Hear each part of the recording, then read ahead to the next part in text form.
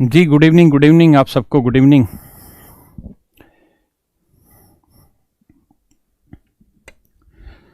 जी good evening मेरे दोस्तों।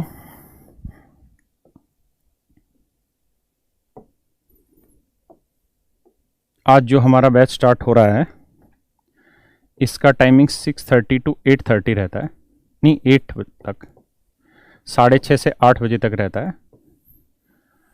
और ये जो बैच है ये बेसिकली मंडे टू फ्राइडे चलते हैं, ठीक है। और मेरे बच्चों यहाँ पे हम सारे कॉम्पिटिटिव एग्ज़ाम क्लियर कराते हैं, चाहे वो एसएससी हो, एसएससी का प्री हो या मेंस हो, दोनों ही लेवल एक साथ लेके चलते हैं। प्री हो या मेरे बच्चों मेंस हो। आवाज़ आ रही है ना सब बच्चों को? आवाज़ आ रही है, ठीक है। लाइट बढ़ा दूं बेटा, लाइट ऑन कर दियो, ये वाली दूसरे वाली, हाँ ये जी। अब लाइट बढ़ गई, अब ठीक है। अब मास्टर गोरा चिट्टा दिख रहा होगा तुम्हें तो प्री हो या मेंस हो या साथ में CHSL हो या हमारा CPO हो जिसके थ्रू आप सब इंस्पेक्टर वगैरह सेलेक्ट होते हैं, सब इंस्पेक्टर कांस्टेबल ये हो, या आपका कोई भी स्टेट का एग्ज़ाम हो, यूपी कांस्टेबल हो, यूपी सब इंस्पेक्टर हो, यूपी लेखपाल हो, जितने भी एग्ज़ाम होते हैं वो साथ में, चाहे वो बैंक का हो, रेलवे का हो, यूपीएससी भी बहुत सारे एग्ज़ाम कंडक्ट कराता है, जैसे CDS कंडक्ट कराता है। तो CDS में 100 नंबर का मैथ रहता है, तो हम पूरे का पूरा मैथ कराते हैं, ठीक है। और कुछ ऐसे टॉपिक है जो जनरल कंपटीशन में नहीं पूछे जाते, जो CDS में पूछे जाते हैं, खासकर स्टैट्स वाला पोर्शन काफ़ी अच्छा पूछा जाता है, तो हम स्टैट्स वाले पोर्शन को भी इस बैच में करा रहे हैं, ठीक है। इसके अलावा यूपीएससी का ही एक CSET होता है जिसको हम सिविल सर्विस में एग्ज़ाम में यूज़ करते हैं प्रीलिम्स लेवल पे, तो इसमें जो मैथ आता है वो भी हम कर रहे हैं। यानी कोई भी लेवल हो, किसी भी स्टेट की बात हो रही हो, हरियाणा हो, बिहार SI हो, यूपी SI, कोई भी एग्ज़ाम हो किसी भी लेवल का, यानी कॉम्पिटिटिव जो भी एग्ज़ाम है उनमें जहाँ पर भी मैथ का यूज़ होता है। अजय नहीं भाई, NDA अलग चीज़ है, NDA 12th बेस होता है, लेकिन इसके अंदर पूरा 11th और 12th का मैथ आता है ना। तो ये बिल्कुल अलग कॉन्सेप्ट है NDA का, NDA नहीं, ठीक है। जो जनरल जितने भी कंपटीशन है उनमें जितने भी क्वेश्चन आते हैं, जितने भी चैप्टर आते हैं, वो सारे के सारे हम यहाँ पे कराएंगे, चाहे वो कोई भी स्टेट हो, चाहे वो कोई भी बोर्ड हो। तो मेरे प्यारे बच्चों, ये हमारे बैच का शेड्यूल है। आज हम इस बैच को स्टार्ट कर रहे हैं। टाइमिंग रहेगा 6:30 से 8 इस बैच का, ठीक है।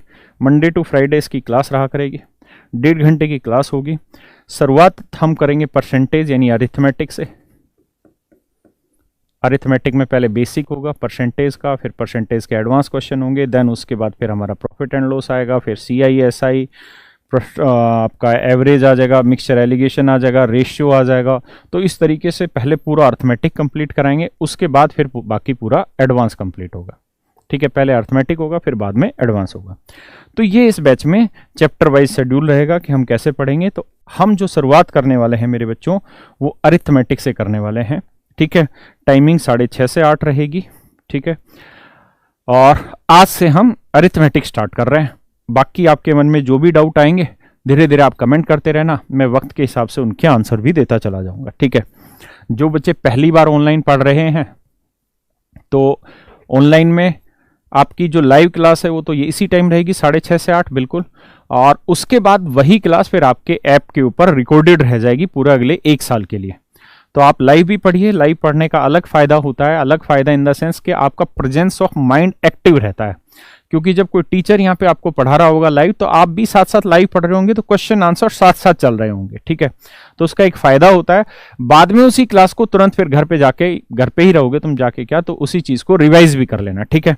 मेरे दोस्तों, मैंने आज से करीबन 5 साल पहले यानी 2016 में पहली बार YouTube पे अपना एक लेक्चर अपलोड किया था। पहली बार मैंने अपना एक चैनल बनाया था, राकेश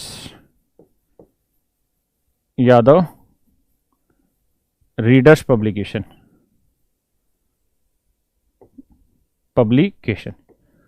आज से करीबन 4 साल पहले मैंने ये चैनल बनाया था, 2016 में मैंने काम किया था। और उस समय YouTube पे ऐसा कुछ हुआ नहीं करता था, YouTube इतना प्रमोट भी नहीं होता था जितना आज के समय में YouTube है। उस समय जियो भी नहीं आया था, और मेरे बच्चों मैंने शुरुआत अपनी वहाँ परसेंटेज वाले चैप्टर से ही की थी। सबसे पहले मैंने परसेंटेज का एक 1.5 घंटे का लेक्चर डाला था, उसके बाद फिर मैंने परसेंटेज का पूरा 6.5 घंटे का लेक्चर डाला था, और आज इसके करीबन 1,57,00,000 व्यूज़ हो चुके हैं। 1,57,00,000 लोगों ने उसे देखा है। तो जिस चीज़ की मैंने तब शुरुआत की थी और जिसके बिहाफ पर ही बहुत सारे बच्चे मेरे टीचिंग स्किल को जान पाए, मेरे पढ़ाने के तरीके को जान पाए, तो मेरे लिए आज ये बड़ा सौभाग्य है कि दोबारा से आज मैं YouTube पे फिर से परसेंटेज ही पढ़ा रहा हूँ। यानी जो आज से 4-5 साल पहले जो चीज़ मैंने करी थी और जिसके दम पे आज तक मैं चलता आ रहा हूँ, आज भी मैं उसी चीज़ को दोबारा से जीरो से ही शुरुआत करने लग रहा हूँ। ठीक है, तो मेरे दोस्तों जो आज से 4-5 साल पहले चीज़ें थी वो अब नहीं है, जो आज हैं वो 1 साल बाद चीज़ें नहीं होंगी, है ना। हर एग्जाम का day by day level change होता रहता है, हमें उसके अपडेशन के थ्रू गुजरना होता है। लेकिन मेरे बच्चों हम किसी भी चैप्टर को पढ़ते हैं तो शुरुआत हमें हमेशा जीरो से ही करनी होती है, और जो बेसिक चीज होती है वो कभी नहीं बदलती। वो बेसिक तो हमेशा वही रहती है जो आज से 20 साल पहले थी, जो आज थी, जो आगे 20 साल बाद भी रहेगी।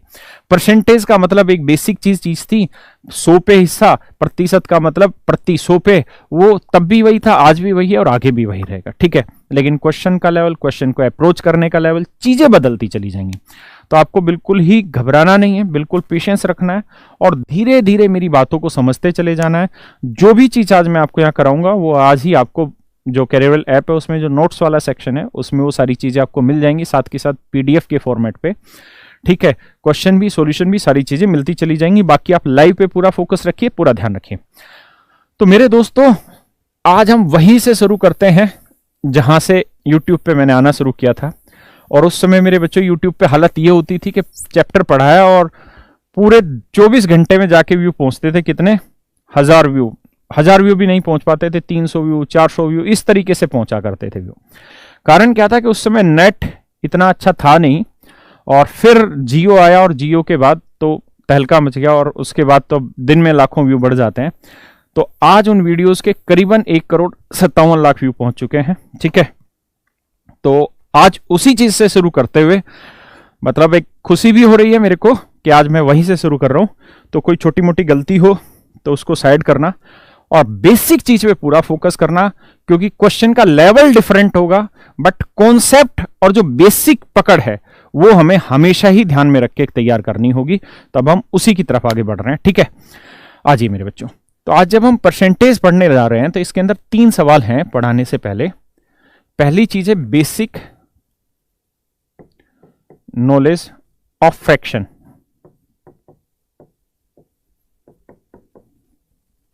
कि जो भिन्न होती है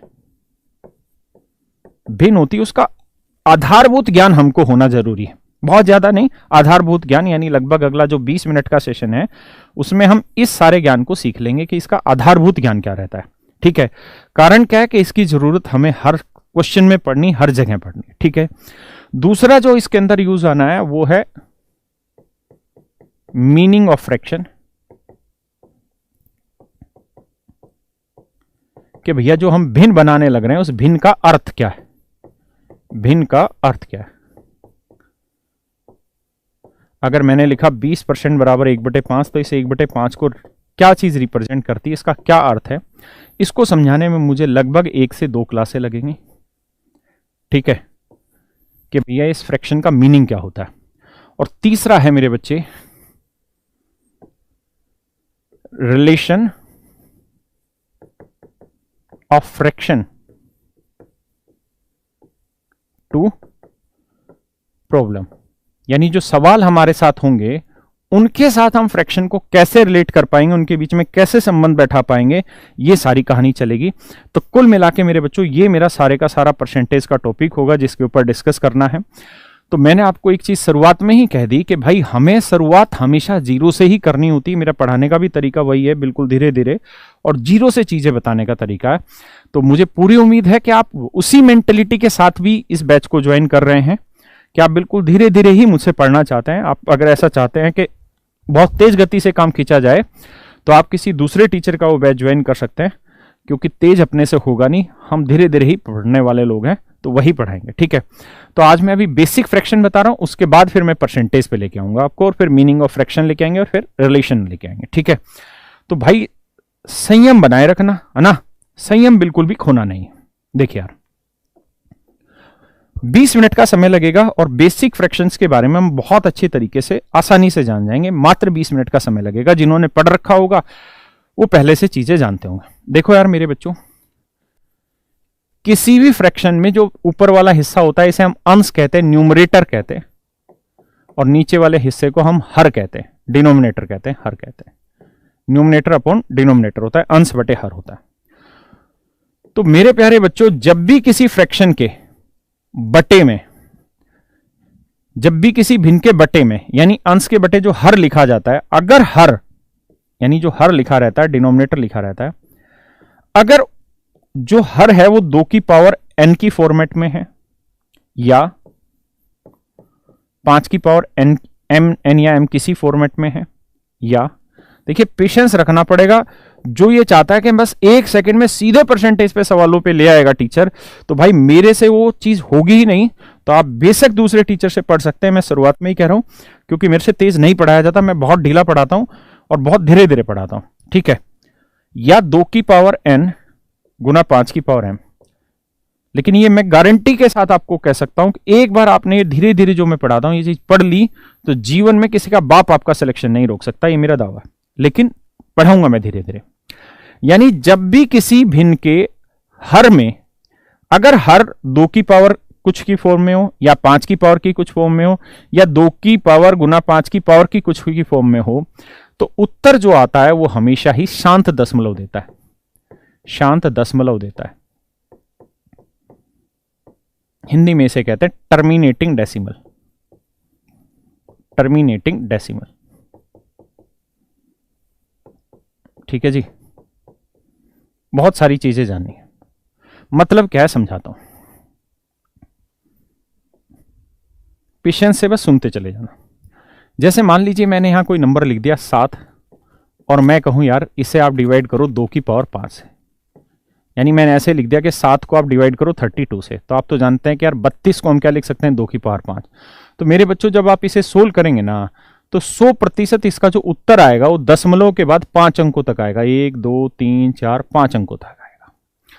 यानी जब आप इसे सोल्व करने जाएंगे तो इसका उत्तर दशमलव के 5 अंकों तक जाएगा और उसके बाद ये रुक जाएगा, वहां खत्म हो जाएगा। मतलब क्या कि जैसे 7 को 32 से भाग दोगे, है ना, तो 7 यहां लिखोगे, 32 से भाग। मैं पहले ही बता चुका हूं यूट्यूब पे पढ़ने वालों को भी कि भाई मैंने जिस हिसाब से 4 साल पहले पढ़ाई थी चीजें, मैं शुरुआत वैसे ही करूंगा, 0 से ही, है ना, और बहुत धीरे धीरे ही पढ़ाऊंगा। तो आप जो खटाखट काम चाह रहे हो वो खटाखट नहीं हो पाएगा अपने से। तो आप परेशान हो, बेटर है दूसरी जगह पढ़ ले। लेकिन अगर बेहतरीन तरीके से और 100% कंप्लीट करना है तो ही जुड़े हमारे साथ। तो आप जानते हैं भाग जाएगा नहीं, ना जाने की 0 लगाएंगे, दशमलव लगा देंगे। अब 32 का पहाड़ा पढ़ेंगे तो 32 दूनी आएगा 64, है ना, घटाएंगे भाई 6 आया, फिर एक और 0 उतारेंगे, फिर 32 से कम 32 लगाएंगे, फिर और घटाएंगे, फिर और लगाएंगे, फिर और घटाएंगे। तो कुल मिला के इस तरीके से चलता चलता 5 अंकों तक जाएगा, 1 2 3 4 और 5, और 5 अंकों के बाद ये रुक जाएगा। ये इसका आंसर रहेगा, ठीक है।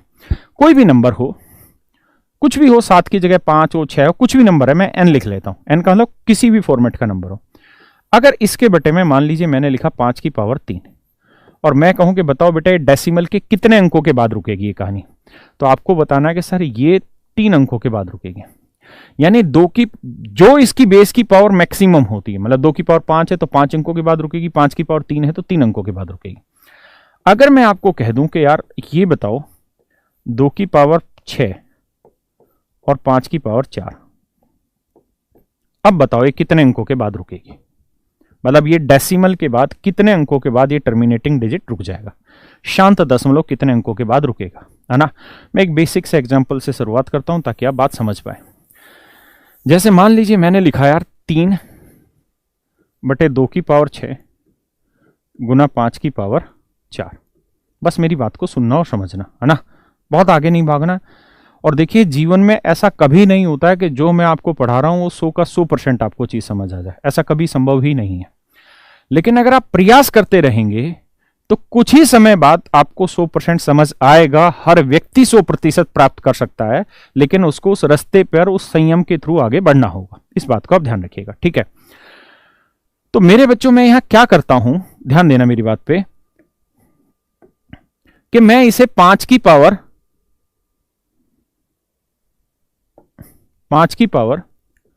2 से ऊपर गुना कर देता हूं और 5 की पावर 2 से नीचे गुना कर देता हूं। बस आप फायदा देखना, ये 25 तीय हो जाएगा भाई 75, 25 तीय, क्योंकि 5 का और 25 25 तीय आ जाएगा 75। और अगर आप नीचे गौर से देखेंगे तो नीचे हो गया 2 की पावर 6 और बेस सेम होता है मेरे भाई, तो पावर ऐड हो जाती है और इनटू का साइन लगाया मैंने बीच में, तो 4 और 2 6। जिसको नहीं पता ये पावर शॉर्ट्स इंडिसेस होती है तो छोड़ देना, बाद में देख लेना इसको। इसको मैं ऐसे भी लिख सकता हूं कि 2 गुना 5 की पावर 6, इसे आप 10 की पावर 6 भी लिख सकते हैं। 10 की पावर 6 का मतलब बना 1 2 3 4 5 6 जीरो।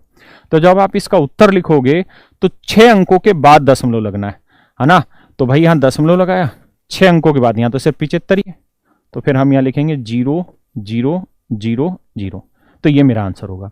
यानी मैं आपको कहना ये चाह रहा हूं कि जब भी बटे में 2 भी दे रखा हो और 5 भी दे रखा हो, तो जिसकी बड़ी पावर है ना उतने ही अंकों तक दशमलव शिफ्ट होता है, उतने ही अंकों तक दशमलव जाता है ना। तो मैंने यहां देखा कि 2 की पावर 6, 5 की पावर 4 है, यानी कितने अंकों के बाद दशमलव लगेगा, तो 6 अंकों के बाद, मतलब 6 यानी डेसिमल से 6 अंक और आगे आएंगे, ये मैं कहना चाह रहा हूं एग्जैक्टली। क्या आप मेरी बात समझ पाए? सर 5 की पावर कैसे आया 2? तो मेरे बच्चे पायल 5 की पावर 2 से मैंने गुना किया। क्यों गुना किया? इसलिए देखो यार, एक तो तरीका यह था कि मैं 3 को इनसे गुना करके और फिर सोल्व करूं, लेकिन भाग देने में जब भी नीचे 0 0 होता है ना तो हमेशा आसान होता है। भाग देते वक्त अगर नीचे 0 0 तो हमेशा आसान है। जैसे अगर मान लीजिए मैंने आपको कहा कि बेटा 7 को 5 से भाग दो, तो थोड़ा मुश्किल होगा इसे भाग देने में, थोड़ी मुझे दिक्कत महसूस होगी। लेकिन अगर मैं कहूं कि मेरे बच्चे इसे क्या करो 2 से ही ऊपर गुना कर दो और 2 से ही नीचे गुना कर दो, इसमें कोई आपत्ति नहीं, गुना कर सकते हैं। तो ये 14 आ गया और नीचे 10 आ गया। अब भाग देना आसान है क्योंकि हमने छोटी क्लास में सीखा था 1 0 है तो 1 अंक के बाद दशमलव, यानी आंसर 1.4। तो यहां 2 2 कहीं नहीं दे रखा था, अपनी मर्जी से लाए थे ताकि नीचे 0 वाली फॉर्मेट आ जाए, यानी 10 आ जाए। ऐसे यहां कहीं से नहीं लाए, हमने अपनी मर्जी से उठाया 5 की पावर 2, ताकि ये 5 की पावर 6 हो जाए, ये 2 की पावर 6 था ही, तो इससे पूरा नंबर कंप्लीट हो गया 10 की पावर 6, यानी 10 मतलब 6 बार 0 आ जाए तो आराम से सोल्व करके इसको खत्म करे कहानी को। मेरी बात समझ पा रहे? हाँ है ना। एक बच्चा कह रहा 5 5 से कर सकते थे। भाई इतनी दूरी पे नहीं लेके जाना, मुझे ये चैप्टर ही नहीं है मेरा, तो मुझे तो बेसिक चीज बतानी थी, लेकिन आपको नहीं समझ में आ रहा तो फिर से समझिए। अगर आप 5 5 पे लेके भी जाएंगे इसे मेरे भाई, अगर आप 5 5 पे लेके भी जाएंगे इसको यार, तो आप जरा समझ के देखो कि ऊपर तो 5 3 15 बनेगा, है ना। ऊपर तो बना 5 3 15 और नीचे क्या बना? तो नीचे जब गुना करोगे तो 2 की पावर 6 होता है 64 और 5 की पावर 1 और 4 5, 5 की पावर 5 होता है कितना? 3125। क्या ये आसान रह गया गुना करना? Do you think it is easy? तो मेरे भाई नहीं, ये आसान नहीं है, बड़ी मेहनत का काम है। आपको इसे गुना करना पड़ेगा 4 अंकों की संख्या से 2 अंकों की संख्या को, है ना। आप कहते हैं जी हम तो ट्रिक से गुना कर लें, तो भाई ट्रिक से भी करेगा तब भी टाइम लेगी है ना, तब भी ये चीज टाइम लेगी। तो बेटर तरीका ये है कि नीचे 0 बनाया जाए। 0 कब बनता है? 5 गुना 2 से। तो यहाँ 2 की पावर 6 है तो यहाँ 5 की पावर 6 बनाओ, तो 2 से गुना कर लो। और आपको इतना जाना ही नहीं यार दूर, इतना क्यों परेशान हो रहे हो? मेरी बात को समझो जो मैं समझाना चाह रहा हूं, है ना। मेरा ये चैप्टर ही नहीं है डेसिमल वाला, है ना। मैं तो बस परसेंटेज में जरूरत आनी है इनकी, तो उसके लिए समझा रहा हूं क्या कि ऊपर कोई भी नंबर हो 2 की पावर लिखा है सिर्फ, तो भैया जितनी 2 की पावर है उतने पे 0 आएगा, मतलब डेसिमल आएगा, डेसिमल को उतने डिजिट। यहां 5 की पावर 3 है तो यहां 3 अंकों के बाद डेसिमल आएगा। यहां अगर ऐसा लिखा है, जैसे मान लीजिए मैंने कहा कि कोई भी नंबर है, लेट से n कोई नंबर है, और इसे मैं कहूं 2 की पावर 13 गुना 5 की पावर 40, बताओ भाई डेसिमल के बाद कितने अंक और आएंगे? तो आपका उत्तर होगा 40 अंक आएंगे। यानी देखिए कई बार कॉन्सेप्ट समझ में नहीं आता, तो पैटर्न को समझने का प्रयास करो। जब ये लाइव खत्म हो जाए, रिकॉर्डिंग समझ के फिर उसके कॉन्सेप्ट को समझना कि इनमें जो बड़ी वैल्यू है उतने ही डेसिमल आगे आते हैं, जो बड़ी वैल्यू है उतने ही डेसिमल आगे आते हैं। बात समझ गए? देखिए यार इसके ऊपर भी एसएससी ने सवाल उठा रखा है, मैं एक सवाल यहीं पे करा देता हूं आपको। सवाल ये पूछा, बहुत बढ़िया सवाल पूछा, क्या यहां कोई भी नंबर लिख दिया 15 6 7 3, ठीक है जी, और यहां लिख दिया भैया क्या 4096, ठीक है। यहां लिख दिया 791 बटे 15625, यहां लिख दिया जी 813 एक सेकंड हो जाओ, 813, एक सेकंड बता देता हूँ कैलकुलेट करके कुछ भी। ये सिर्फ उनके लिए जो बात को समझना चाहते हैं।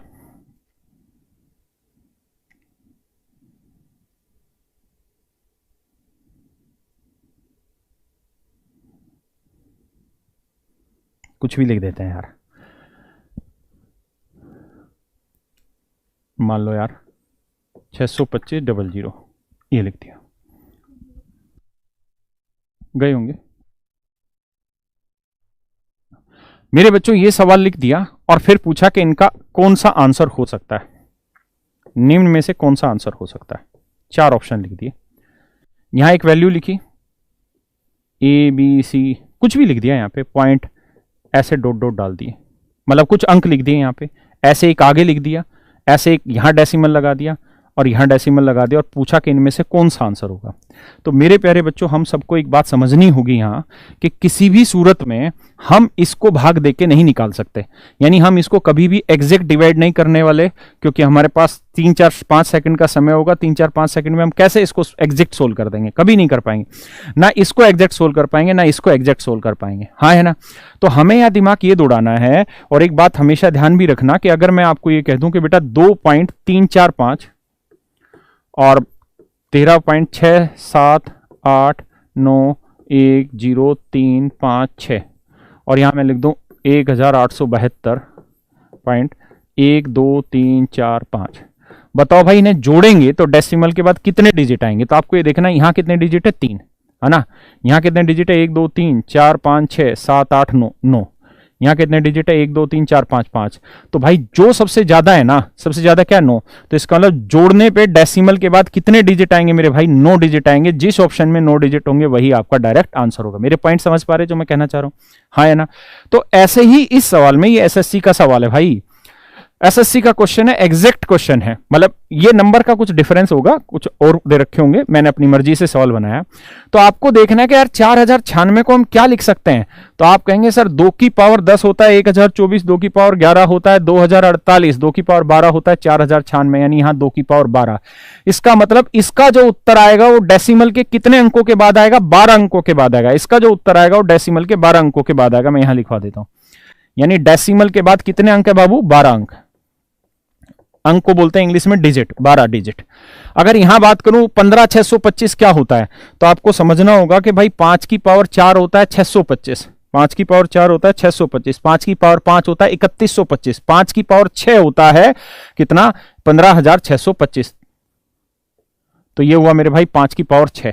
इसका मतलब इसको जब सोल्व करोगे तो उत्तर जो आएगा वो कितने अंकों का आएगा भाई, 6 अंकों का आएगा, 6 डिजिट का आएगा, हाँ है ना। ऐसे ही जब इसको देख रहे हो तो 625 गुना 100 लिख सकते हैं, है ना। इसे लिख सकते हैं 625 गुना 100। भाई हमको कुछ पल्ले नहीं पड़ रहा था, ऐसे तो लिख ही सकते हैं ना, 62,500 को, कोई बुराई है इसमें नहीं। अब आप ये बताओ 625 को लिख देंगे 5 की पावर 4 और 100 को लिखेंगे 25 गुना 4, तो 25 को लिख देंगे 5 की पावर 2 गुना 2 की पावर 2, ऐसे लिख देंगे, हाँ है ना। यानी कुल मिला के अर्थ ये बना कि ये हो गया 5 की पावर 6 और ये 2 की पावर 2, यानी इस वाले एक्सप्रेशन को लिखना है मेरे भाई, तो ये लिखेंगे 5 की पावर 6 गुना 2 की पावर 2। तो मैं आपसे पूछूं कि यार इसको सोल्व करोगे तो कितने अंकों का आंसर आएगा, तो आप कहेंगे सर इसको सोल्व करा तो भी 6 अंकों का आंसर आएगा। और मैंने अभी बताया कि जब भी आप इनको जोड़ेंगे तो जिसमें ज्यादा डिजिट आ रहे तो आंसर में उतने ही डिजिट आएंगे, यानी जिस ऑप्शन में डेसिमल के बाद कितने डिजिट आ रखे हो, 12 डिजिट आ रखे हो, वो आपका आंसर है। 12 डिजिट हो, 12 अंक हो, वो आपका आंसर है। क्लियर है। ये एसएससी सीजीएल मींस 2018 का क्वेश्चन है, तीसरे सेट का, मतलब डाटा कुछ और है, बाकी सेम यही फॉर्मेट है। हो सकता है यहां 73 की जगह कुछ और दे रखा हो, 74 दे रखा हो, लेकिन तरीका यही है, आंसर भी ऐसा ही निकला। ठीक है। 4096 को कन्वर्ट करना सिखाऊं, 4096 को 2 की पावर 12 लिखते हैं, और ये आपको याद होता है जब आप नंबर सिस्टम पढ़ रहे होते हैं, क्योंकि नंबर सिस्टम में आप इसको 1000 बार यूज करने वाले हैं इस डाटा को। ठीक है। और डाटा के गेम को मत सोचिए, क्योंकि डाटा तो भैया जब पढ़ोगे चीजों को तभी तो जान पाओगे। अगर आज हम पहली बार आ रहे हैं तो यार कैसे जान पाएंगे हम उस चीज को, हाँ है ना। तो विश्वास करिए वो चीज हो जाएगी। और हमारा जो ये बैच है ये हर एग्जाम को मतलब हिट करेगा, चाहे वो रेलवे का हो, एनटीपीसी का हो, और किसी स्टेट बोर्ड का हो, बैंक का, हर एक एग्जाम के लिए ये बैच है, ना केवल ये सिर्फ और सिर्फ एसएससी, ऐसा नहीं है। तो मैं यहां तक सिर्फ और सिर्फ आपको दो ही बातें समझाना चाहता था। पहली चीज तो ये कि भाई कोई भी नंबर टर्मिनेटिंग डेसिमल तभी देगा, कोई भी नंबर टर्मिनेटिंग डेसिमल तभी देगा जब हर में, हर माने डिनोमिनेटर में, हर का मतलब डिनोमिनेटर, डिनोमिनेटर में या तो 2 की पावर का कोई नंबर हो, या फिर 5 की पावर का नंबर हो, या फिर 2 गुना 5 की कोई अलग अलग पावर का नंबर हो। उसी स्थिति में दशमलव जो होगा वो शांत होगा, टर्मिनेटिंग होगा, अदरवाइज नहीं होगा। पहली चीज ये बताना चाह रहा था। दूसरी बात, अगर ऐसा है, फिर मैंने कहा कि भाई टर्मिनेटिंग होगा तो कितने डेसिमल के बाद टर्मिनेटिंग होगा, ये मुझे बताना। अगर दो ऑप्शन में 12 डिजिट हो, मेरे भाई इसमें क्या बुराई है? अगर दो ऑप्शन में 12 डिजिट होते बाबू, तो डेसिमल के बाद यहां पे भी 12 डिजिट है, और मान ले अगले ऑप्शन में भी 12 डिजिट है, तो भी भाई ने जोड़ेगा तो डेसिमल के बाद 12 ही डिजिट आने हैं। इसमें क्या बुराई है ना? हाँ विकास भाई, बिल्कुल बात समझ रहे हैं। तो मैं आपको दो चीजें यहां समझाना चाह रहा था। पहली चीज या पहला प्रयास मेरा यह था कि मैं आपको यह समझा पाऊं कि शांत दशमलव कब होता है। शांत दशमलव कब होता है? तो शांत दशमलव तब होता है जब बटे में या तो 2 की पावर हो, या फिर बटे में 5 की पावर हो, या बटे में 2 की कुछ पावर गुना 5 की कुछ पावर हो, तभी बनता है। दूसरा यह था कि ये पावर हो तो दशमलव के बाद कितने अंकों के बाद रुकता है। तो बताया कि 2 है तो जो मैक्सिमम पावर है उतने अंकों के बाद, 5 है तो जो मैक्सिमम पावर उतने अंकों के बाद, और 2 और 5 दोनों भी हैं तो जो मैक्सिमम पावर है उतने अंकों के बाद मेरा उत्तर टर्मिनेट होता है, डेसिमल टर्मिनेट होता है। ये मेरा सवाल समझाना था, पहला पॉइंट। पहला पॉइंट मेरे हिसाब से आप सब भाइयों को क्लियर हो गया होगा। अब मैं अगले पॉइंट की तरफ चलता हूं, ठीक है। ये बात समझ नहीं आई हो, इसको मार देना गोली, क्योंकि मैं वक्त आने पे समझा दूंगा। ये बेसिकली एक टॉपिक आता है नंबर ऑफ डिजिट, है ना, यूट्यूब पे पढ़ा भी हुआ है, तो आप देखना चाहें तो वहां देख भी सकते हैं। वहां ये सवाल बनता है कि भाई दशमलव के बाद कितने अंक आते हैं, तो ये मैं वहां समझाऊंगा। सर ये चैप्टर कौन सा? भाई ये चैप्टर आज हम परसेंटेज शुरू कर रहे हैं, लेकिन परसेंटेज शुरू करने के लिए हमें उनकी फ्रैक्शन की जरूरत पड़ेगी। जैसे मैंने लिखा 16 सही 2/3%, तो जब तक आप 2/3 के नेचर को ही नहीं समझोगे तब तक आप ऑप्शन टिक नहीं कर पाओगे। देखिए दो चीजें, एक है क्वेश्चन को सोल्व करना, और दूसरा है, एक तो है भाई हमारे सामने एक सवाल दे दिया और हमने उसे सोल्व कर दिया, पूरा ये करके अपना पूरा दिमाग दौड़ा के सोल्व कर दिया। दूसरा है कि हमने क्वेश्चन देखा और 4 ऑप्शन देखे और खटाक से 1-2 सेकंड में हम आंसर लगा के आगे चले गए। तो आंसर लगा के आगे जाने के लिए बुद्धि चाहिए। वो बुद्धि आएगी कहां से? फ्रैक्शन के गेम पे। हमें यह पता हो कि डेसिमल के बाद कितने पे टर्मिनेट होना है, और नहीं होना तो कैसा नेचर रहेगा, और किस किस का टर्मिनेट नहीं होगा, ठीक है। तो ये बातें आपको सीखनी पड़ेगी, तो शांत रह के सिर्फ सीखिएगा भाई। आइए, तो डेसिमल यार दो तरीके के होते हैं, टर्मिनेटिंग शांत दशमलव, एक होता है नॉन टर्मिनेटिंग अशांत दशमलव, नॉन टर्मिनेटिंग मीनेटिंग, इन्हें बोलते हैं मेरे बच्चों अशांत दशमलव, ठीक है।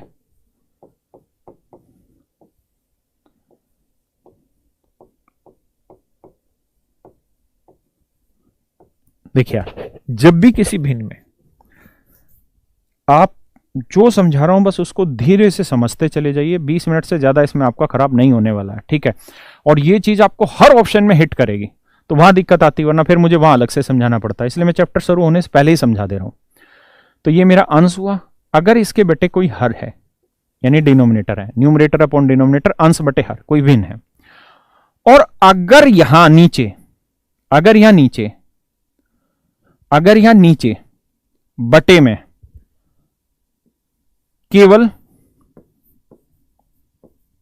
केवल शब्द पे ध्यान देना,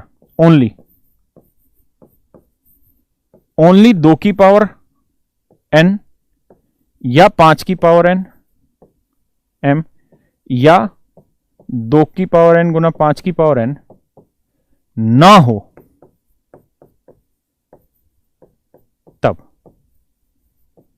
अब इसे एग्जाम्पल के थ्रू समझाता हूं। मैंने लिखा है कि जब भी भिन्न के बटे में हर में 2 की पावर, केवल 2 की पावर ना हो, मतलब केवल 2 की पावर दे रखी है तब तो टर्मिनेटिंग होगा, लेकिन केवल 2 की पावर ना हो या केवल 5 की पावर ना हो या इन दोनों के मल्टीप्लिकेशन ना हो, तो ऐसा डेसिमल हमेशा ही नॉन टर्मिनेटिंग रहता है। कैसे?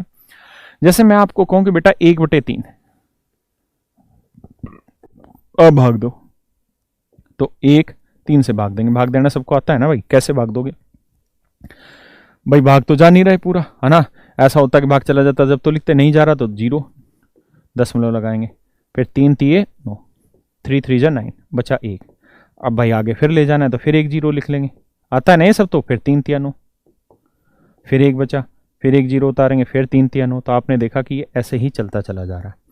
इसे ही हम बच्चों बोलते हैं नॉन टर्मिनेटिंग डेसिमल, जब दशमलव के बाद अंक रुकते नहीं हैं और चलते ही रहते हैं, इसे हम बोलते हैं नॉन टर्मिनेटिंग।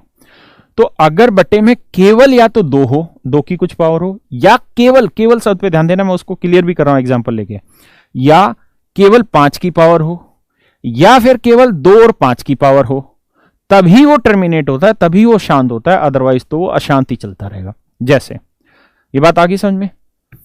ये सारी बातें मैं धीरे धीरे करके लिखवा भी रहा हूं, समझा भी रहा हूं।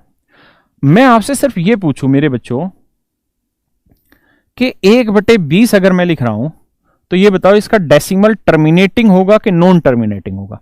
इसका दशमलव शांत होगा या अशांत होगा? सिर्फ ये बताइए, टर्मिनेट नॉन टर्मिनेट, टी और एन क्या होगा, टी या एन क्या होगा? तो आप कहेंगे कि सर देखिए 20 होता है 4 गुना 5, 4 को 2 की पावर लिखा जा सकता है, 5 को 5 की पावर, इसका मतलब ये टर्मिनेटिंग डेसिमल होगा। क्या होगा? टर्मिनेटिंग। कोई पूछे कितने अंकों के बाद रुकेगा, तो आप कहेंगे 4 को लिखेंगे 2 की पावर 2, ये 5 की पावर 1, तो बड़ी पावर क्या है 2, तो यानी दशमलव के 2 अंकों के बाद रुक जाएगा। हाँ है ना, बिल्कुल सही बात है, शांत होगा। वाह, अब मेरी बात सुनिए, समझिए।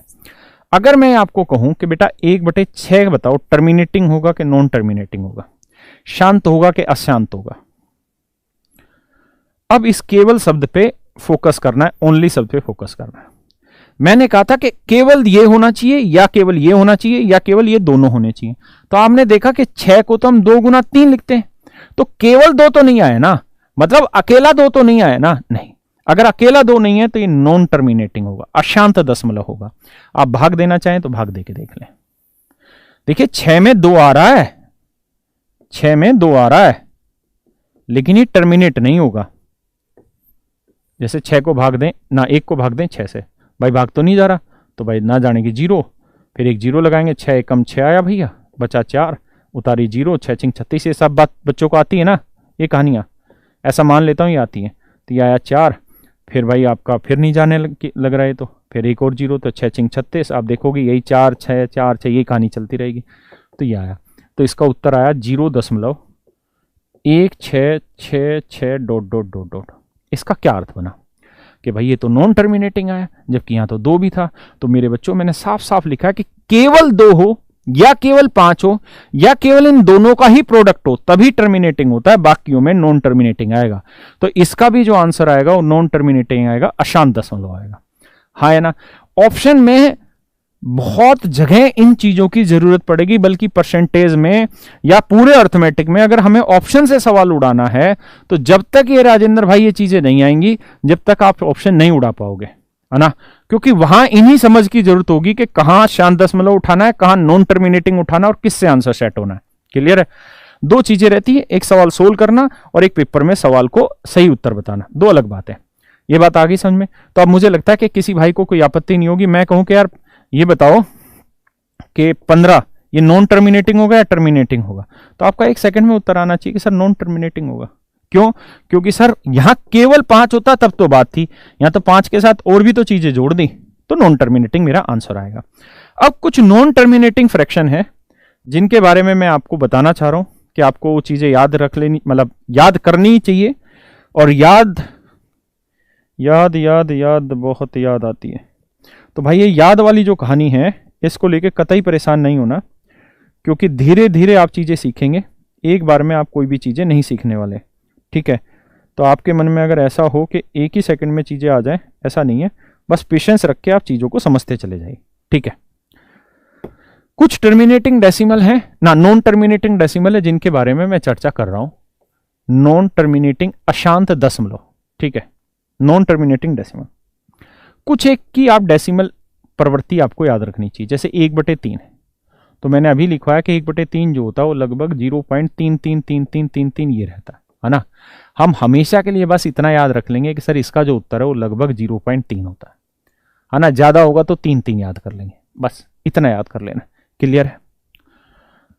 क्योंकि अंत नहीं होना, लगभग लेना। अगर मैं आपको कहूं कि बेटा 2/3 बताओ क्या होगा, तो इसका मतलब है कि आपने इसे 2 से गुना करना है, तो 2 से गुना करोगे भाई, ये इसका डबल ही तो हुआ भाई। 1/3 की वैल्यू अगर मान लो x है और मैं अगर दोनों तरफ 2 से गुना कर दूं तो 2/3 की वैल्यू क्या हुई भाई, x को 2 से जो गुना करके आएगा वो उत्तर आ गया। तो ऐसे अगर मैं इसका डबल करने लग रहा हूं तो इसका भी मुझे डबल करना पड़ेगा। तो आंसर लगभग 0.666666 ऐसे आता रहेगा। हम लगभग मान लेंगे 0.66। हाँ है ना। वैसे इसका आंसर ये रहता है 0.66666666। और कहानी ये होती है कि अगर यहाँ 5 से बड़ी वैल्यू तो अंक 1 बढ़ा के इसे अप्रोक्सीमेट मानते हैं, यानी 6-7 मानते हैं। तरीका ये रहता है। बट आप भैया आप उतने में मत जाइए, सिर्फ इतनी बात समझते चले जाइए। यहीं से धीरे धीरे सारी कीचड़ साफ करेंगे जो भी सवाल को 2-3 सेकंड में करने से रोकती है। हाँ, लेकिन बहुत पेशेंस से धीरे धीरे धीरे धीरे समझ तैयार होगी। आप दिमाग में ये मत बैठाइए कि अरे यार इतनी चीजें क्या हमें याद करनी पड़ेगी। भाई कत्ती याद नहीं करनी पड़ेगी, जीरो भी याद नहीं करनी पड़ेगी। अच्छा ये बताओ ईमानदारी से, आज से 4 महीने पहले अगर मैं ये कहता कि यार आज मैं एक रिया चक्रवर्ती से मिला, वो बहुत खूबसूरत हीरोइन है, और मैं 3 महीने बाद आपसे उसका दोबारा नाम पूछता कि यार मैंने तुम्हें एक बार जिक्र किया था कि मैं एक हीरोइन से मिला था, बड़ी खूबसूरत थी, बताओ उसका क्या नाम था। आपको किसी को भी याद नहीं होगा उसका नाम। लेकिन अब आप अगले 5 साल तक भी नाम याद रखेंगे रिया का। कहानी, क्योंकि आप उस नाम को रोज सुन रहे हैं, रोज सुन रहे हैं, रोज सुन रहे हैं। जब कोई चीज रोज रोज रोज देखी जाती है तो वो मेरे बच्चों आपकी परमानेंट मेमोरी में सेट हो जाती है। यही सरकार भी हमारे साथ कर रही है। लेकिन मैं भी यही करना चाहता हूं, लेकिन इस सवाल पे कि जब हम इन चीजों को रोज पढ़ेंगे, रोज सवालों में यूज करेंगे, तो ये चीजें हमारी परमानेंट मेमोरी में सेट हो जाएंगी। जब पहली बार आपने रिया चक्रवर्ती का नाम सुना था तो आपने नोट्स नहीं बनाए थे कि रिया RIYA चक्रवर्ती, मुझे भी नहीं आती स्पेलिंग, और हम इसको डेली फिर लिखें, बार बार लिखें, याद करें। नहीं, ऐसा कभी किया ही नहीं आपने। आपने एक दिन सुना, अगले दिन फिर से सुना, वो चीज अपने आप ऑटोमेटिकली आपको याद हो गई, है ना। तो सेम यही कहानी मेरे बच्चे परसेंटेज के साथ है, इनके फ्रैक्शंस के साथ है। आप सिर्फ और सिर्फ इनको रोज की रोज जब मैं पढ़ाऊंगा तो आप सिर्फ सुनते चले जाना, ये चीजें आपकी परमानेंट मेमोरी में सेट हो जाएगी, आपको दिक्कत आनी ही नहीं है दूर दूर तक। ठीक है, तो मस्ती से बस मेरी बात सुनते चले जाइए। मैं अगर आपको कहूं मेरे बच्चे कि 1/6 बताइए क्या होगा, 1/6 बताइए क्या होगा, तो देखो यार, एक तो तरीका यही वाला था जो मैं भी सिखा रहा था, है ना। मतलब किसी की भी निकालनी हो तो निकालने का तरीका यही है कि भाई 6 से भाग देंगे, नहीं जा रहा 0, तो फिर 6 एकम 6 करेंगे, फिर 4 बचा, फिर 0, फिर 6 चिंग 36, 6 चिंग 36, ये ऐसे चलता रहेगा। यानी मैं एक लगभग वैल्यू लिख रहा हूं और उम्मीद कर रहा हूं कि आप उस लगभग वैल्यू को हमेशा के लिए याद कर लेंगे, यानी 0.16। ठीक है, याद करने का मतलब है सिर्फ देखना है, अपने आप याद हो जाएगी। जब रोज न्यूज चैनल की तरह मैं यहां बोलूंगा तो आपको यह चीजें याद हो जाएंगी। ऐसे ही मैं अगर आपसे कहूं कि बेटा 1/7 बताइए क्या होगी, 1/7 बताइए।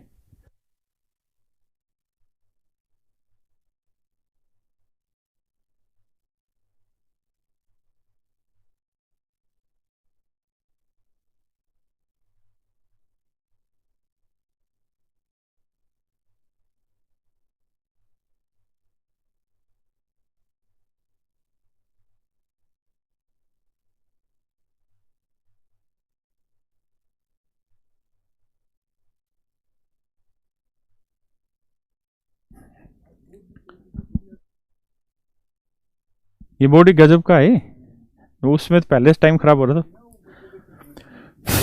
ये वाला बोर्ड अच्छा है। आइए मेरे बच्चों, बढ़े हैं? जी जी जी, अब आते हैं आगे। तो यहां तक की मेरी बात समझ गए आप? किसी भाई को कोई दिक्कत यहां तक नहीं? अब मैं आपको ये पूछना चाह रहा हूं कि भाई 1/7 क्या होगा, 1/7 की वैल्यू क्या होगी। तो आप सबने प्रयास किया होगा 1/7 की वैल्यू निकालने का, तो जरा बताओ 1/7 क्या है।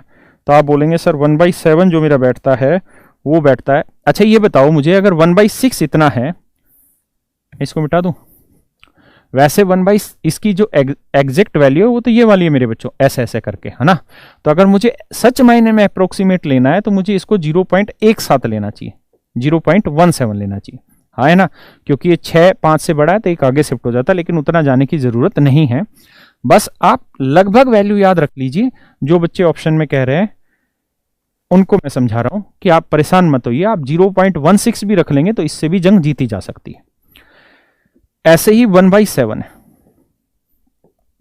मैं कहूं कि बेटा बताओ 1/7 जो है, 1/7 जो है इसकी वैल्यू क्या आएगी, तो हम इसकी लगभग वैल्यू याद कर रहे हैं जी 0.14, है ना। वैसे तो आगे तक जानी है वैल्यू, तो 0.14 जानी है। ऐसे ही मेरे बच्चों ये बात आ रही समझ में। इसके पोस्टर लगाए बेटा जो मैंने दिए थे तुझे शुरुआत में।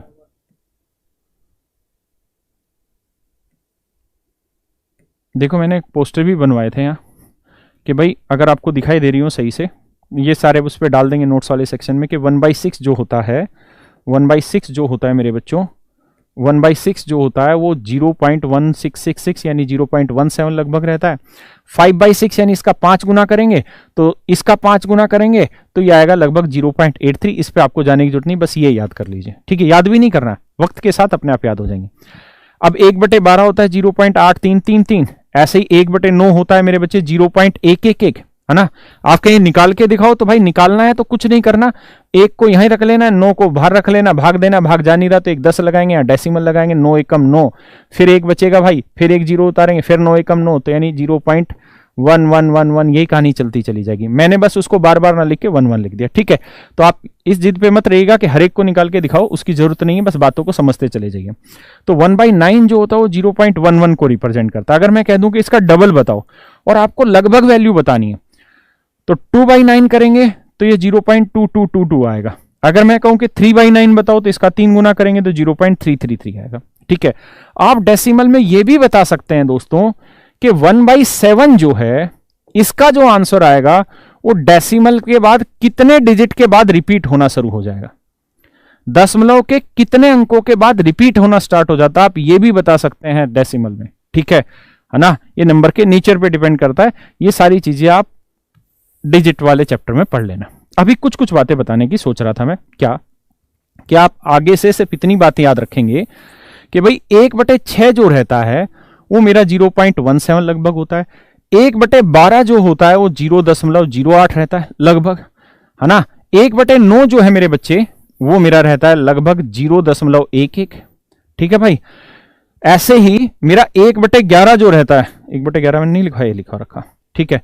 1/11 जो रहता है, मैं यहां लिख देता हूं, 1/11 जो रहता है वो मेरा 0.090909 ये कहानियां चलती रहती, यानी मैं इसको कह सकता हूं सिर्फ इतना कि आप इतना याद रख लें कि 1/11 जो होता है वो हमारा लगभग 0.9 होता है। बात आ रही है यहां तक समझ में? और कुछ भी याद नहीं करा रहा और बड़ी बड़ी वैल्यू कुछ याद नहीं करा रहा, ठीक है जी। तो वापसी से अपने मुद्दे पे आते हैं।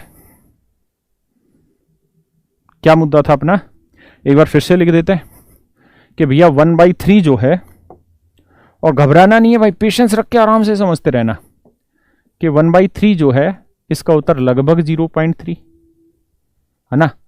1/7 जो है ना, सॉरी 1/6 भी रह गया ना, तो इसका उत्तर लगभग 0.16, है ना। 1/7 है तो मेरे बच्चे इसका लगभग उत्तर 0.14 लगभग पे जाना है। अगर मेरी वैल्यू 1/9 है तो लगभग 0.11, एक मत लिखना, 1 लिख लेना। 1/11 है तो इसका उत्तर आएगा लगभग 0.09, बस भाई।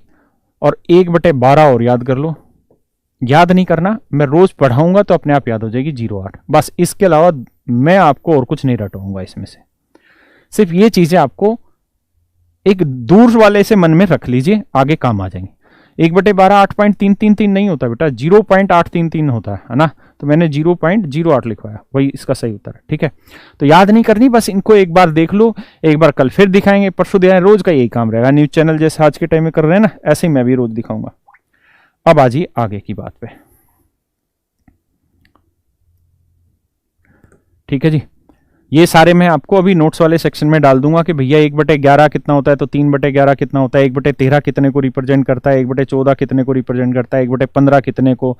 लेकिन इनकी जरूरत आपको बिल्कुल भी नहीं है ना। नोट्स वाले सेक्शन मिल जाएंगे, लेकिन जो मैंने लिखा है बस उतना ही आपको पढ़ना है। देखिए पढ़ाई की कोई लिमिट नहीं है, आपको जितना मर्जी पढ़ाया जा सकता है, चीजों को जितना मर्जी आगे खींचा जा सकता है, ठीक है। लेकिन हमें उतना पढ़ना है जिससे हमारा 100% परिणाम सफलता की ओर आ जाए। अब मेरे बच्चों मैं आपको पढ़ा रहा हूं परसेंटेज, ठीक है। अभी तो मैंने बताया था बेसिक फ्रैक्शन। अच्छा, फ्रैक्शन में कुछ चीजें रह गई वो समझ लीजिए यार। फ्रैक्शन में कुछ चीजें रह गई, आगे काम आनी है, आज ही काम आनी है। एक छोटा सा टॉपिक रहता है मिक्स फ्रैक्शन, बस इसको समझाना ही है हल्का सा कि इसका जोड़ और घटा कैसे करते हैं। देखिए यार मेरे बच्चों, मिक्स फ्रैक्शन का हिंदी में कहते हैं सही भिन्न या पूर्णांक भिन्न, सही या पूर्णांक भिन्न कहते हैं। बहुत सारी जगह पूर्णांक कहते हैं, हमारे हरियाणा में सही भिन्न बोलते हैं इसको, पूर्णांक भिन्न। क्या है जी ये कहानी समझिएगा। पूर्णांक भिन्न से मेरा मतलब मेरे बच्चों, देखिए ये बेसिकली एक चीज को लिखने का तरीका है। जैसे मैं आपको ये कहूं कि बेटा 2 में 0.3 जोड़ दो, 2 में 0.3 जोड़ दो, तो आप कहेंगे सर 2 में जोड़ोगे तो 2.0 जमा 0.3 जोड़ेंगे तो उत्तर आएगा 2.3, है ना। लेकिन अगर मैं आपको ये कह दूं कि बेटा यहां प्लस की जगह माइनस का निशान है, अब उत्तर बताओ जी क्या आएगा, तो आप घटा देंगे, आप कहेंगे 2 में से 0.3 गया, उत्तर आया 1.7। कोई बुराई है इसमें? नहीं। लेकिन अब मैं चीज बदल रहा हूं और मैं आपसे कह रहा हूं कि बेटा -2 प्लस 0.3 उत्तर बताओ क्या आया। तो आप कहेंगे कि सर -2 कुछ नहीं, आगे तो 0 और 0.3, तो घटाने लगोगे तो उत्तर आएगा 1.7, ठीक है ना जी। और किसका आ जाएगा? माइनस का। भाई यहां से हासिल लेंगे, 10 10 में 3 गया, 7 1 बचा, तो -1 में से 0 गया, -1, तो उत्तर आया -1.7। इसमें किसी को दिक्कत है? मतलब ये तो छोटी क्लास में ही पढ़ा था कि यार बड़ी में से छोटा घटा दो अगर प्लस माइनस है, बस माइनस का साइन रख गया। मेरे प्यारे बच्चों, हम इस वाली बात को ऐसे भी लिख सकते हैं और इस वाली बात को हम ऐसे भी लिख सकते हैं। इस बात का अर्थ ये भी निकल के आता है और इस बात का अर्थ ये भी निकल के आता है, इसमें कोई बुराई नहीं है, दोनों एक ही अर्थ रिप्रेजेंट कर रहे हैं। अगर मैं यहां लिख दूं 5.3 पे बार, तो इसका मतलब है कि 5.3333333333, यानी इसको रिपीट कर रहे हैं। एक सेकंड रुकना।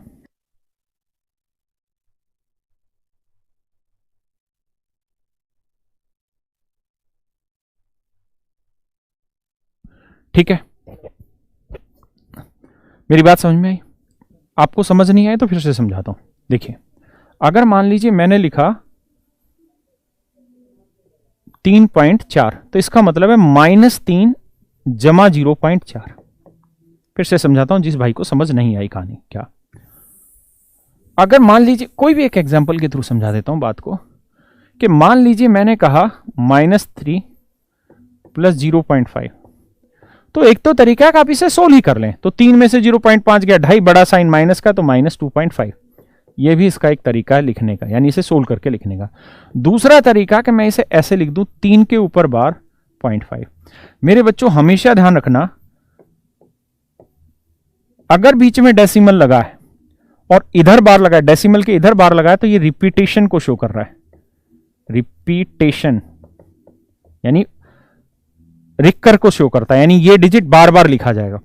और अगर डेसिमल से इधर बार लिखा जाता है तो ये माइनस के साइन को शो करता है, नेगेटिव साइन को रिप्रेजेंट करता है। यानी ये चीजों को रिप्रेजेंट करने का मेरे भाई तरीका है और कुछ है ही नहीं, है ना। तो मुझे लगता है आप मेरी बात को समझ गए होंगे पक्का। तो अगर मान लीजिए मैंने कुछ भी नंबर लिखा इस तरह का -5 जमा 0.1, तो आप चाहें तो इसे घटा के -4.9 लिख दें, पूरा सोल्व कर लें। या आप इसी बात को ऐसे भी लिख सकते हैं 5 पे बार 0.1। अगर मान लीजिए पेपर में आपके पास एक सवाल आया जो कि एसएससी और रेलवे खूब धड़ल्ले से देता, रेलवे में ये चीजें ज्यादा यूज होती बोर्ड मास के टाइम पे, लिख दे रहा हूं मैं 3.3 पे बार, बताओ जी इसका क्या मतलब है। बच्चा कंफ्यूज क्या है अगर नहीं पता है तो, लेकिन जिनको पता है वो कह देंगे इसका मतलब -3 जमा 0.3 पे बार, और डेसिमल से इधर बार लगा हुआ है तो इसका मतलब है जी 0.33333333333, है ना। ये इसका अर्थ हुआ, समझते ही है। मैं सिर्फ ये समझाना चाह रहा हूं कि अगर डेसिमल से इधर है तो रिपीटेशन, डेसिमल से इधर है तो नेगेटिविटी। ये एक बात को लिखने का तरीका है। ऐसे ही मेरे बच्चों एक तरीका है दूसरा, मतलब हर एक नंबर में ये तरीका। मान लीजिए मैंने लिखा 2 जमा 1/3, बताओ भाई क्या हुआ। तो आप सोल्व करेंगे, 3 दूनी 6 और 1 7/3, आप कहेंगे सर उत्तर आ गया 7/3। या इसी बात को लिखने का एक तरीका है कि 2:1/3। तो मेरे बच्चों इन दोनों चीजों के जोड़, यानी नेचुरल नंबर, नेचुरल का मतलब होता है प्राकृतिक संख्या, जमा में भिन्न, फ्रैक्शन, फ्रैक्शन को बोलते हैं हिंदी में भिन्न। तो एक नेचुरल नंबर और एक फ्रैक्शन के जोड़ को लिखने का तरीका है, एक तो हम पूरा सोल्व करके लिख दें या हम इसको इस तरीके से लिख दें, है ना। अगर मैंने लिखा 2:1/3 तो इसका मतलब है 2 + 1/3, है ना, या मैं इस बात को सोल्व करके लिख दूं। मेरी बात समझ गए, तरीका समझ गए मैं क्या कहना चाह रहा हूं, कि बात को लिखने का तरीका और कुछ है ही नहीं इसमें। अब आगे आते हैं। अगर मैंने लिख दिया 5 सही 1/9, बताओ जिसका क्या मतलब, तो आप कह देंगे जिसका मतलब 5 जमा 1/9, यानी मिक्स फ्रैक्शन जो होती है बेसिकली जोड़ को रिप्रेजेंट करती है, पक्का। अब मैं आपसे एक बात पूछना चाह रहा हूं कि दोस्त 40 सही 3/11 जमा 49 सही 9/11, ठीक है, या मैं छोटी छोटी वैल्यू लेता हूं क्योंकि मेरा उद्देश्य यहां मिक्स फ्रैक्शन नहीं, बस उसके अर्थ को समझाना है कि 5/11 जमा में 50 सही 3 या 3 की जगह, अरे हट रे 4/11, और मैं कह दूं कि इसका उत्तर बताओ, या सिर्फ इन दो का ही पूछ बैठूं क्या है उत्तर। तो इसका मतलब आप ये बात जानते हो पहले से कि सर इसका मतलब है 40 जमा 3/11 और इसका मतलब है 49 जमा 5/11, ठीक है। अब 49 और 40 को अलग से जोड़ दूंगा, इकाई इकाई धाई धाई आपको जोड़ना आता है 89, और 3/11 और 5/11 को जोड़ूंगा तो 8/11, यानी मैं इस बात को लिख सकता था 89 सही 8/11। इस बात को आप समझते हैं, 89 सही 8/11, इसमें कोई दिक्कत नहीं है। और भी आगे की कहानी होती तो और आगे जोड़ देते, है ना। जैसे मान लीजिए मैंने आपको कह दिया कि 2 सही 3/19 जमा 5 सही 12/19 जमा 8 सही 16/19, बताओ जी जोड़ क्या आएगा। तो आप कहेंगे कि सर इसका मतलब है 2 जमा 3/19। देखिए ये डिटेल नहीं है, ये सिर्फ बात का अर्थ समझा रहा हूं, क्योंकि ना तो ये सवाल आना है, लेकिन ये सवालों का हिस्सा हर एक जगह रहना है, और वहां मैं डायरेक्ट इस्तेमाल करूंगा, है ना। तो बिल्कुल जीरो वाली चीज लेके समझा रहा हूं ताकि हर बच्चा रिलेट कर पाए अपने आप को इनसे। तो 2 और 5 7 और 8 15, 15 तो हो गया भाई ये, है ना। 3 और 12 15, 15 और 16 31, तो 31/19 आया। अब बनाते कैसे, तो 19 का पाड़ा पढ़ेंगे, 19 से यानी ऐसे लिखते हैं, 19 यहां 31 यहां, तो 19 से कम 19, बचा कितना जी 12। तो इसकी मिक्स फ्रैक्शन बनाएंगे तो आएगा 1 सही 12/19। आप एक बात ध्यान रखिएगा कि ये जो नंबर होता है ये हमेशा डिवाइजर होता है, जिसे हम भाजक कहते हैं। भाई छोटी से छोटी चीज भी हमें पता होनी चाहिए, ज्यादा से ज्यादा पूरे बैच में हमारे 5 से 6 घंटे खराब हो लेंगे और इससे बड़ी चीज कुछ खराब नहीं होने वाली। ये जो चीज रहती है ये मेरा शेषफल रहता है, रिमाइंडर रहता है, ये मेरा रिमाइंडर रहता है, ये मेरा शेषफल रहता है। तो आप हमेशा एक बात ध्यान रखते हैं, आपको पता होगा कि शेषफल कभी भी भाजक से बड़ा नहीं होता, रिमाइंडर कभी भी डिवाइजर से बड़ा नहीं होता। अगर मैं 19 से भाग दे रहा हूं तो ये चीज हमेशा 19 से छोटी होगी, यानी मिक्स फ्रैक्शन में ये वाली वैल्यू हमेशा ही इससे छोटी होनी चाहिए, हमेशा ही इससे छोटी होनी चाहिए, है ना। तो इन फ्रैक्शन का जोड़ आया 1 सही 12/19, और इसका मतलब है 1 जमा 12/19, तो जोड़ोगे तो 16 सही 12/19, ये मेरा उत्तर आ गया। ठीक है जी, बात आ रही है भाई समझ में, किसी भाई को कोई दिक्कत है यहां तक? नहीं, पक्की बात है, 16 सही 12/19। अब अगली कहानी पे आते हैं, अगर ये बात आपको समझ आई है तो। अब आते हैं जी डिफरेंस पे। मैं अगर आपको कह दूं कि बेटा 10 में से 3 सही 7/39 घटाओ, बेटा क्या है, बताओ उत्तर। तो पहले मैं आपको तरीका सिखा देता हूं, उसके बाद फिर मैं डिटेल भी समझा दूंगा। देखो यार, जब भी मिक्स फ्रैक्शन घटानी हो मेरे भाई, तो एक बेसिक तरीका ये रहता है कि 10 में से पहले 3 की जगह 4 घटा दो, 10 में से 3 की जगह घटा दो 4। ऐसा क्यों करते हैं मैं समझा रहा हूं। 10 में से 3 की जगह 4 घटाओगे, क्या बचेगा मेरे भाई? 6। क्या बचेगा जी? 6। फिर 39 में से 7 घटा दो, तो 39 में 7 क्या? 32। तो उत्तर आया 6 सही 32/39। जैसे मान लीजिए मैंने कहा 15 में से आप 11 सही 4/19 घटाओ, तो 11 ना घटा के क्या घटा लीजिए? 12। 11 ना घटा के क्या घटा लीजिए? 12। तो 15 में से 12 गया 3, और 19 में से 4 घटाया 15, तो 15/19। ऐसा क्यों होता है मैं अभी समझा रहा हूं आपको, 1 मिनट बाद, ठीक है। हाँ, प्रतिभा ऐसा बता रहा हूं कि ऐसा क्यों होता है, लेकिन आप पेशेंस तो रखो बेटा, पहले पहले समझ लो कि रिजल्ट क्या आएगा, फिर मैं समझाऊंगा कि ऐसा क्यों होता है। पक्का? अब आगे की बात समझिए। मैं अगर आपको कहूं कि 100 में से 16 सही 2/3 घटाइए, 100 में से 16 सही 2/3 घटाइए, तो 16 ना घटा के यहां से 17 घटा दो, एक बढ़ के घटाओ, तो 100 में से 17 गया 83, आसान है निकालना, और 3 में से 2 घटाया 1, तो 83 सही 1/3 उत्तर है। मैं अगर आपसे कहूं कि 500 में से 480 सही 13/19 घटाओ, कुछ भी नंबर ले दो, तो 480 ना घटा के 481 घटाओ, 481 सब्ट्रैक्ट करो, तो 500 में से 481 सब्ट्रैक्ट करोगे बचा 19, एक बढ़ा के, और 19 में से 13 गया 6, तो उत्तर आया 19 सही 6/19। ठीक है भाई, मेरी बात समझ पाए जो मैं आपको कहना चाह रहा था?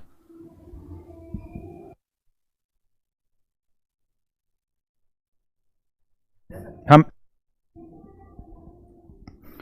तो मेरे प्यारे बच्चों, क्या आप मेरी बात को समझ पा रहे हैं? है ना? ये तो था कि घटाते कैसे, है ना? ये तो था कि घटाते कैसे हैं। अब ऐसा क्यों करते हैं वो भी समझा रहा हूं, आप इतना ना कमेंट करो कि ऐसा क्यों करें, मैं बता रहा हूं, बात को समझा करो अब तो बस। चलो एक आखिरी बताओ घटा के, फिर मैं समझ जाऊंगा कि तुम तो समझदार हो गए, फिर मैं इसका रीजन भी एक्सप्लेन कर दूंगा। मैं आपसे कहूं कि 567 में से 16 सही 5/11 घटा दो, बताओ जी क्या है? अरे आदित्य क्यों भी बता रहा हूं भाई, टाइप वाइज सब बताऊंगा। पवन अभी सिर्फ और सिर्फ आप एक काम करिए, ये बिल्कुल बेसिक चीज बताइए, फ्रैक्शन के बारे में जानकारी बताइए, क्योंकि परसेंटेज में मैं सारी फ्रैक्शन करवाऊंगा आपको, तो वहां के लिए आपको इस चीज की जरूरत पड़ेगी ना मेरे भाई, तो हैव सम पेशेंस। तो भाई 16 की जगह क्या घटा दो? 17, तो 567 से 17। जिन भाइयों को घटाना नहीं आता, इकाई से इकाई घटाओ, 2.5 से 2.5, 7 में 7 गया 0, 6 में से 1 गया 5, 550 आया। फिर तरीका होता है 11 में से 5 घटा दो, 6/11, तो 550 से ही 6/11 आपका उत्तर आ गया। बात आई समझ में? ये तो था घटाना कैसे है। अब ऐसा क्यों घटाते हैं, ऐसा क्यों करते हैं वो समझाता हूं, ठीक है? क्योंकि हर जगह मुझे इन चीजों की जरूरत पड़ेगी, तो आपको मैं पहले से ही तैयार कर ले रहा हूं। और मैंने आपको पहले ही कहा कि यार ये पहाड़ है ना मेरे बच्चे, यहां ये टॉप है, अगर हम यहां से चढ़ना चाह रहे हैं ना, तो अगर हम ये सोचे कि जल्दी जल्दी कदम रखते चले जाओ, जल्दी जल्दी कदम रख के चले जाओ, आपकी औकात यहां आके खत्म हो लेगी, जो अक्सर एक सामान्य आदमी की पहाड़ पे चढ़ते वक्त हो जाती है।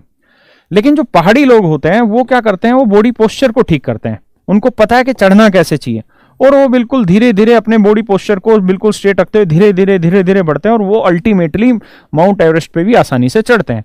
यानी आसानी से तो नहीं, मतलब मुश्किल होती होगी, लेकिन अच्छा चढ़ते हैं हमसे।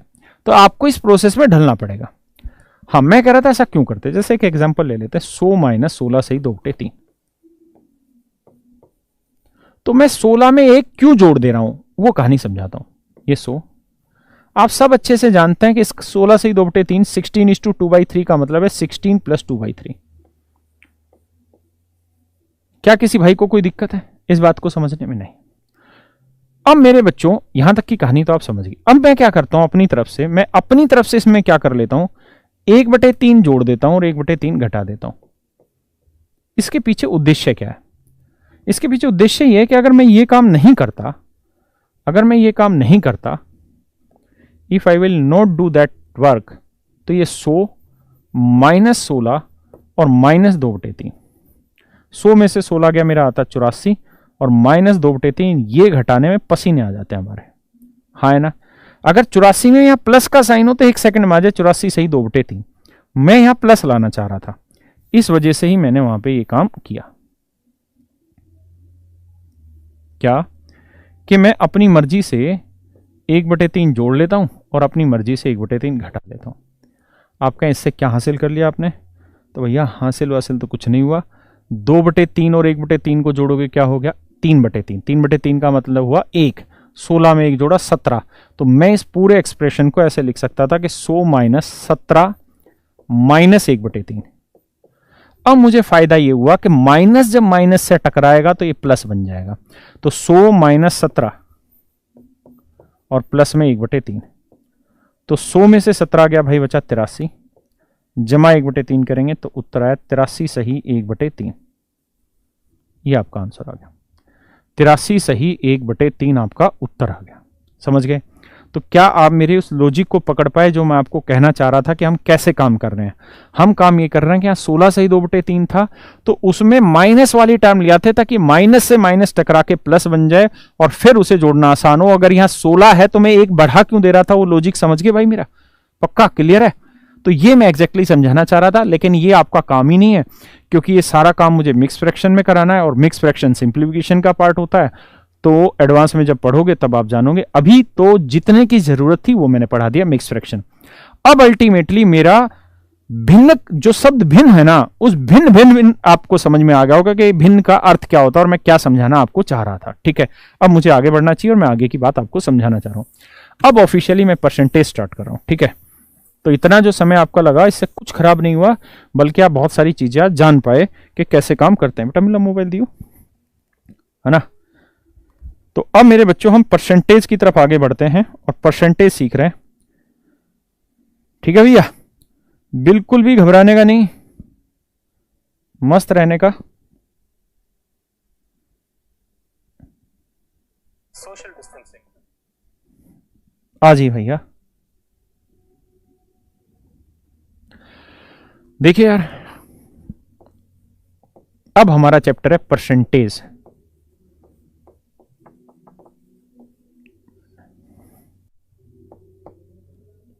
आज इस कौन है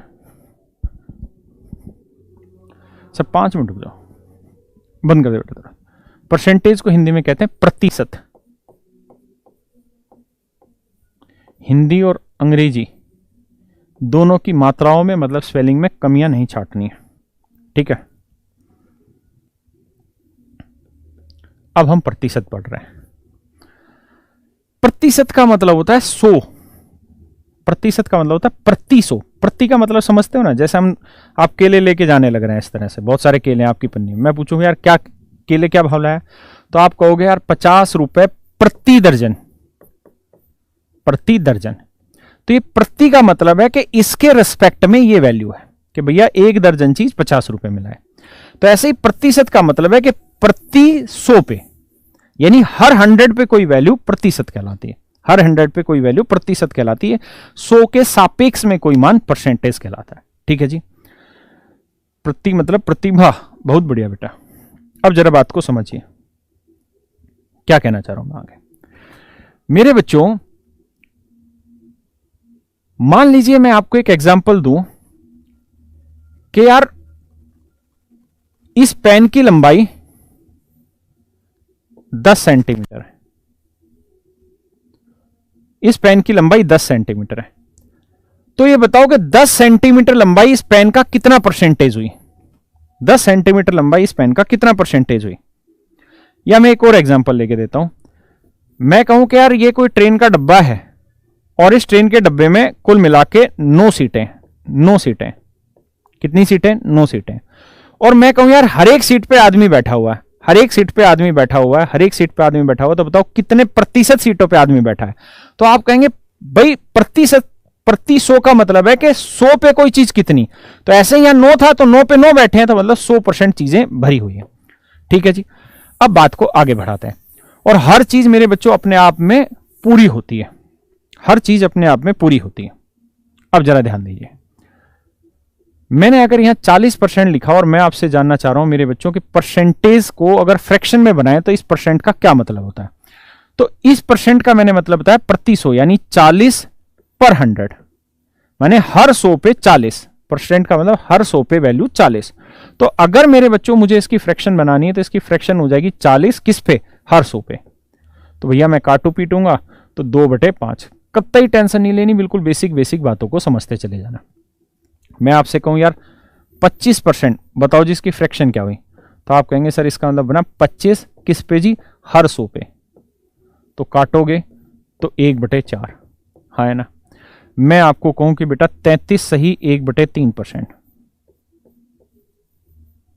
33 सही 1/3%। बताओ जिसका क्या मतलब है? तो आप मुझे कहेंगे कि सर पहले आप इस मिक्स फ्रैक्शन को प्रॉपर फ्रैक्शन बना लो। तो इस 33 सही 1/3 का मतलब है 33 जमा 1/3, है ना? बताया था मिक्स फ्रैक्शन का अर्थ क्या है, समझा रखा है मैंने। तो आप इसे सोल्व करोगे तो 3 को 33 से किया 99, 99 को 1 से किया 100, तो ये बना 100/3, ये बना 100/3। यानी इस वैल्यू को हम लिख सकते हैं 100/3%। हाँ है ना, परसेंट का मतलब हर 100 पे मान 100/3, तो 100/3 मान किस पे भैया, हर 100 पे। तो इसको सही करके लिखोगे तो 100/3 और बटे में ये 100, पता है ना ये चीजें। तो काटो पीटोगे तो उत्तर निकल के आया है 1/3, यानी 33 सही 1/3% का मान आया 1/3। अगर मैं आपको कहूं कि 16 सही 2/3%, बताइए क्या हुआ, इसका भिन्न में मान बताइए ये प्रतिशत में। तो आप पहले इसे सोल्व करोगे, आप कहोगे सर इसका मतलब है 16 जमा 2/3। तो भाई 3 को 16 से गुना करोगे, 16 3 48, 48 और 2 50/3। तो इसको मेरे बच्चे हम लिखेंगे 50/3%। परसेंट का मतलब हुआ 100 पे, हर 100 पे। तो 50/3% का मतलब बटे 100। तो आप काटोगे पीटोगे तो 50 दूनी 100, तो 1/3 दूनी 6, तो उत्तर आएगा 1/6। मेरी बात समझ पा रहे हैं आप? कति धीरे धीरे समझना, कति अंग्रेज नहीं बनना, क्योंकि सिलेक्शन स्टूडेंट का होना अंग्रेज का नहीं। 1 सेकंड लगता है इन चीजों को मैं जल्दी जल्दी कर करके खटाखट करके सवालों पे ले आऊं, लेकिन उससे होगा क्या कि चीजें कभी भी क्लियर नहीं होने वाली है। लाइफ में कहीं ना कहीं आपको डाउट रह ही जाएगा सवाल में, आपका मन हर जगह ये कहेगा अरे यार अभी 100% बात नहीं बनी, लेकिन ऐसे पढ़ोगे तो 100% बात बन जाएगी, पक्की बात है। अब जरा आ गई, मैं आपको कहूं क्या कि भाई 17 सही 1/4% बताओ कितना बना। तो आप पहले इसका मतलब तोड़ोगे जी, इसका मतलब बना 17 जमा 1/4, तो 17 चौको 68 और 1 69, तो ये हुआ जी 69/4%। परसेंट का मतलब हुआ जी 100, तो 69/4 गुना 100, तो उत्तर आया जी कितना, 69/400। ये मेरा आंसर होगा। बात समझ रहे हैं? अगर मैं आपको कहूं कि बेटा बताओ 37.5% कितना हुआ, 37:1/2% कितना हुआ, तो आपको पहले इसका अर्थ समझना होगा। तो आप कहेंगे सर इसका मतलब है 37 + 1/2, हाँ है ना। तो 37 दूनी 74 और 1 75, तो यह आया मेरे भाई 75/2%। परसेंट का मतलब होता है पर 100, यानी 75/2 और गुना में करेंगे जी 100। तो 25 से काटेंगे, 25 3 75, 25 चौक 100, तो उत्तर आया जी 3/8, यानी इसकी भिन्नाई 3/8। मैं आपको सिर्फ ये कहना चाह रहा हूं कि कोई भी परसेंटेज की वैल्यू हो, कोई भी परसेंटेज की वैल्यू हो, अगर हम उसको फ्रैक्शन में रिप्रेजेंट करना चाहते हैं, भिन्न में लिखना चाहते हैं, तो इस तरीके से हम भिन्न में लिखते हैं कि बटे 100 करके। अगर वो सिंपल फ्रैक्शन नहीं है तो पहले उसे सिंपल प्रॉपर फ्रैक्शन बना लो, फिर 100 से भाग दे दो, फिर जाके आपका आंसर आ जाएगा। पक्की बात है? अब आगे बढ़ते हैं। तो अभी तक मैंने समझाया कि किसी भी परसेंटेज से फ्रैक्शन कैसे बनाई जाती है। अब हम बात करते हैं कि किसी फ्रैक्शन से परसेंटेज कैसे बनाई जाती है। जैसे मैं कहूं यार 1/2 को परसेंट में बनाओ, तो इसका मतलब है कि यार 2 पे कोई चीज 1। भाई 1/2 का मतलब क्या है? जैसे मैं कहूं यार मेरे पास जितना धन तुम्हारे पास है उसका 1/5वां हिस्सा है, तो इसका मतलब है कि आपके पास 5 है, आपके पास 5 है, तो मेरे पास कितना है? 1। तो है तो ये भी प्रति के सापेक्ष में, यानी हर 5 पे 1, लेकिन वो कह रहा है परसेंटेज में बताओ। तो परसेंटेज का मतलब हुआ कि भाई हर 5 पे 1 है, लेकिन मुझे हर 5 पे मत बता, मुझे तो हर 100 पे बता। हर 100 पे बता कितना बना, तो 20 बना। तो ऐसे ही फ्रैक्शन से परसेंटेज बनाना है तो आपको किससे गुना करना चाहिए? 100 से। ठीक है, तो 2 को 100 से गुना किया, 50% आया। मैं अगर आपको कह दूं बेटा 1/5 बताओ कितना परसेंट बना, तो गुना 100 करेंगे, तो कट पिट क्या आएगा जी? 20%। मैं अगर आपको कहूं जी 1/3 बताओ कितना, 1/3 की वैल्यू तो 0.33333 होनी है, लेकिन अगर मैं कहूं कि 1/3 की परसेंटेज वैल्यू बताओ, यानी 1/3 का हर 100 पे मान बताओ, तो 100 से गुना करेंगे। समझ रहे हैं? तो इसका उत्तर आ जाएगा मेरे बच्चे 33.33333। बात समझ रहे हैं? या भाग देना है, मतलब कुल मिला के आप तो जानते हैं ये आएगा 100/3 पक्का।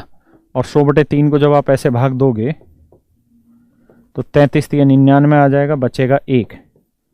जो कत्ती जिनको कम पल्ले पड़ता वो अब ध्यान से समझ लेना। तो 33 सही 1/3%। बात आ रही है यहां तक समझ में? अब आगे बढ़े। जैसे मान लीजिए मैंने आपको कहा कि बेटा बताओ 1/6 कितना परसेंट बना, तो आप इंटू 100 करोगे, इंटू 100 करोगे, इंटू 100 करोगे तो 2 तिया 6, 2 50 100, तो उत्तर आया भाई 50/3।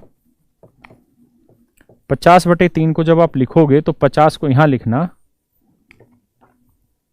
3 से भाग देना, तो 3 एकम 3, उतारा 2, 0, 3 चिंग 18, उतारा 2, तो उत्तर आया 16 सही 2/3। और ये बात जो मैंने आज समझाई थी, इसको ध्यान रखना कि ये हमेशा ही भाजक रहता है, डिवाइजर रहता है, ये हमेशा ही भाजक होता है, डिवाइजर होता है। और मेरे बच्चों ये हमेशा ही शेषफल होता है, रिमाइंडर होता है, ये रिमाइंडर होता है, ये भाजक डिवाइजर होता है। तो आप हमेशा ध्यान रखिएगा कि ये वैल्यू बड़ी होगी और ये वैल्यू छोटी होगी, तभी वो मिक्स फ्रैक्शन कहलाएगी, अदरवाइज वो मिक्स फ्रैक्शन कभी भी नहीं कहलाएगी। बात आई जी यहां तक समझ में? तो मैंने अब आपको ये बताया कि यार कोई भी फ्रैक्शन दे रखी हो, उसको अगर परसेंटेज में बनाना हो, किसी भी भिन्न को प्रतिशत में बनाना हो, या किसी भी प्रतिशत को भिन्न में बनाना हो, तो ये कैसे किया जाता है? अखिलेश नहीं भाई, जो आप पूछ रहे हो गलत है। Live class. अब आगे बढ़े, अब हम आगे आते हैं। तो ऐसे ही मेरे बच्चों कुछ बेसिक फ्रैक्शंस हैं, है ना, जिनको हमें याद रख लेना चाहिए, जिनके बारे में हमको पता होना चाहिए, तो मैं वो लिखवा देता हूं। जो आपको पता है आप धीरे धीरे बोलते रहना। 1/2 कितनी होती है जी? 50%। 1/3 कितना होता है जी? 33 सही 1/3%। 1/4 कितना होता है? 25%। 1/5 क्या होता है जी? 20%। 1/6 क्या होता है जी? 16 सही 2/3%। 1/7 क्या होता है जी? 14 सही 2/7%। आप कहें कैसे निकली? तो जैसे अभी की थी 1/7 की निकालनी, तो गुना 100 करके निकाल लेंगे। ऐसे ही मेरे बच्चों 1/8 कितना होता है जी? 12.5%। ठीक है जी। 1/9 कितना होता है मेरे बच्चों? तो आप कहेंगे सर 11 सही 1/9%। कैसे निकला? वही 100 से गुना करके। 1/10 कितना होता है जी? 10%। 1/11 कितना होता है जी? 9 सही 1/11%। 1/12 कितना होता है जी? 8 सही 1/2%। 1/3%, सॉरी नहीं बना सही सा। 8 सही 1/3%। 1/13 कितना होता है जी? 7 सही 9/13%। 1/14 क्या होता है जी? 7 सही 1/7%। 1/15 क्या होता है मेरे बच्चों? तो आप कहेंगे सर 6 सही 2/3%। 1/16 क्या होता है जी? 6 सही 1/4%। 1/17 क्या होता है जी? 5 सही 15/17। 1/18 क्या होता है? 5 सही 10/18 भी लिख देते हैं हम इसे चाहें तो। ठीक है जी। या हम इसको अगर काटना चाहें तो काट के भी लिख देते हैं मेरे भाई। कितना लिखेंगे? 5/9%। अगर मैं कहूं 1/19 बताओ जी कितना होगा? तो 5 सही 5/19%। अगर मैं 1/20 कहूं आपको तो यह होगा मेरे बच्चों 5%। ठीक है जी। ऐसे ही मैं आपको 1/24 को, सॉरी 1/24 कहूं तो 4 सही 1/6%। 1/30 बोलूं, सॉरी 1/25, तो ये होगा मेरे बच्चों 4%। 1/30 कहूं तो ये होगा 3 सही 1/3%। और मेरे बच्चे 1/40 होगा तो इसको बोलते हैं 2.5%। 1/50 होगा तो इसको बोलेंगे जी 2%। मेरे बच्चों ये बेसिक फ्रैक्शन है, ठीक है जी। इनका डेसिमल में जो एक्सपेंशन होगा, जैसे इसका डेसिमल में क्या एक्सपेंशन होगा, इसका क्या एक्सपेंशन होगा, जो नोट्स वाला सेक्शन है कैरियर ऐप पे, उस पर मैं अभी अपलोड करा दूंगा इस बैच के बाद, ठीक है जी। ये हमारी बेसिक फ्रैक्शंस है मेरे बच्चों, जिसके ऊपर हमें काम करना है आगे, ठीक है। आप दिमाग से इस बात को बिल्कुल निकाल दीजिए, क्या हमें इतनी चीजें याद करनी पड़ेगी, बिल्कुल याद नहीं करनी पड़ेगी। फंडा एक, रोज जब इन्हीं चीजों पे याद काम करेंगे, अखिलेश भाई यही तो समझा रहा हूं, याद नहीं करनी, किसी सूरत में याद नहीं करनी। अगर मैं आपको कहूं कि यार मुझे भूल के दिखाओ, तो आप भूल सकते हो। अगर आप मुझे 1-2 साल नहीं देखेंगे लगातार, तो आप भूल जाएंगे, है ना। लोग कहते हैं ना पहला प्यार भुलाना बहुत मुश्किल होता है, मुश्किल कुछ नहीं होता, पहला जाए दूसरा आए तो तुम पहला तुरंत भूल जाओगे। यानी जो चीज तुम्हारे सामने रोज रहेगी वो हमेशा याद रहेगी, जो आंखों से दूर वो भूल गए। तो भाई कहानी बहुत आसान है, टेंशन ही मत लो, ये कहानी रोज आपकी आंखों के सामने आनी है। जब तक अर्थमेटिक चलेगा ये कहानियां रोज चलनी है, यानी हर एक का कहीं ना कहीं उजाना है, तो ये चीजें अपने आप माइंड में सेट हो जाएंगी, याद भी हो जाएंगी अपने आप, ठीक है। तो आज के लिए भाई यही इतना ही छोड़ते हैं, क्योंकि अब समय बचा नहीं कि इसके साथ काम किया जाए आगे। कल हम परसेंटेज की इस कहानी से आगे की बात करेंगे, ठीक है। तो आज के लिए इतना ही मेरे बच्चों, भगवान आप सबका भला करे, सब मस्त रहें, तंदुरुस्त रहें, पढ़ाई करते रहें, पढ़ाई से दूर ना भागें। हर चीज हर किसी को समझ एक बार में नहीं आती है, लेकिन पेशेंस जिसने रख लिया वो हमेशा जीतता है। आपने वो खरगोश और कछुए वाली कहानी सुनी है ना, पेशेंस होना बहुत जरूरी है, और मेहनत का सही डायरेक्शन में काम करना भी जरूरी है। यहां हमें कछुए जैसा पेशेंस चाहिए और खरगोश जैसा तेज भागने वाला दिमाग चाहिए, ठीक है, जो खटाखट आगे भागे और आगे आगे चलते चले जाए। तो टेक केयर भाई, गुड नाइट आप सबको, भगवान भला करे आप सबका। थैंक यू यार।